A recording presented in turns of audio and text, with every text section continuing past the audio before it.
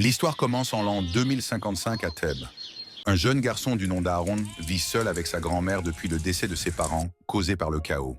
Aaron est un jeune berger qui protège son troupeau, au péril de sa vie. Après tout, c'est tout ce qu'il leur reste depuis le début de la guerre.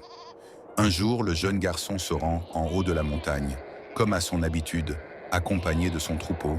Le vent est très fort et sa grand-mère l'avertit de se méfier du cyclone. Mais Aaron n'écoute pas car il souhaite se recueillir sur la tombe de ses parents. Aujourd'hui, cela fera 2 ans qu'il les a perdus. Il marche à l'aube, le cœur serré. Arrivé au sommet de la montagne, le jeune enfant se recueille, prie les dieux et pose les quelques fleurs qu'il a pu cueillir. Aussitôt, le vent souffle et emporte les fleurs. Aaron court mais remarque que son troupeau est agité et que la petite brebis n'est plus aux côtés de sa mère. Il entend un cri en direction de la falaise.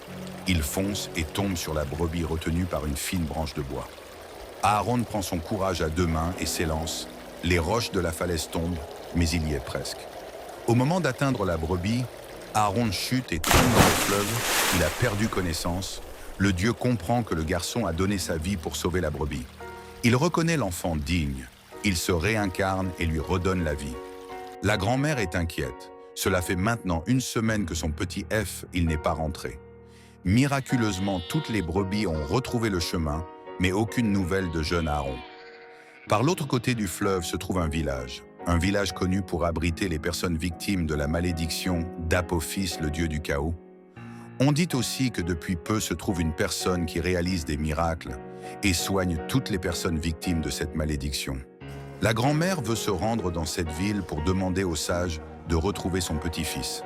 Elle emporte avec elle un sac d'argent, des épices et 2 brebis et quitte Thèbes. Arrivée sur les lieux, elle découvre un village paisible et se rend au niveau du temple où se trouve le sage.